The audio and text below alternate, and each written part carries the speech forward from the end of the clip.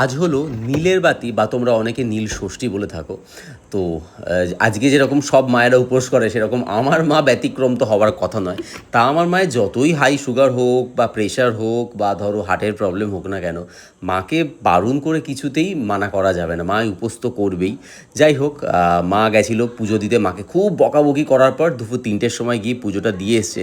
আর সারাটা দিন জল না খেয়ে একটা মানুষ কী করে থাকে, আর এই থাকাটা কতটা কষ্টকর সেটা আমি তো খুব ভালো করে বুঝতে পারি। তাই আগে থেকে গ্লুকোজের জল গুলে রেখে দিয়েছিলাম।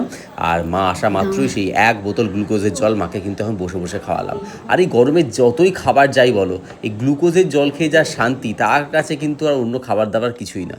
তো শুধু গ্লুকোজের জল খেলে তো হবে না, আমি একটু দুধের মিষ্টি মা খুব ভালোবাসে, আর তার জন্য আর তার সাথে আমি নিয়ে এসেছিলাম সাবু মাখা, নারকেল কলা দই দিয়ে খুব সুন্দর করে সাবু মেখেছিলাম। মার যেহেতু সুগার আছে, আমি এর মধ্যে সুগার ফ্রি 2-4টে গুলি দিয়েছিলাম।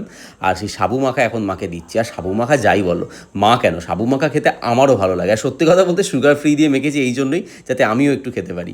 আর ভাই বসে আছে, সে তো মানে কী বলবো, আঁত পেতে বসে আছে যে কখন সাবু মাখা তাকেও একটু দেবো। তো মাও খেলো, ভাইকেও দিলাম, বাবা ঘুমাচ্ছিল বাবাকে দিয়ে নি, আর দিদাও ঘুমাচ্ছিল তাই দিদাকে দেওয়া হয়নি। আর তাই সাবু মাখা সবাইকে দিয়ে, আর চলো বাটি করে আমিও একটু নিয়ে খেয়ে ফেলি। আমার আবার এই সাবু মাখা সত্যিই বড় প্রিয়। আমি তো আগে ছোটো বয়সে জানো তো ওয়েট করতাম যে কবে মায়ের কোনো উপোস হবে, আর সেই উপোসে মা একটু সাবু মাখবে আর আমি সেগুলো খাবো। যাই হোক, ছোটো বয়সটা তো পার করে এসছি, কিন্তু মনে সেই ছোটো বয়সের স্মৃতিগুলো এখনও বারবার যে কোনো অকেশানে আবার মনে ফিরে আসে।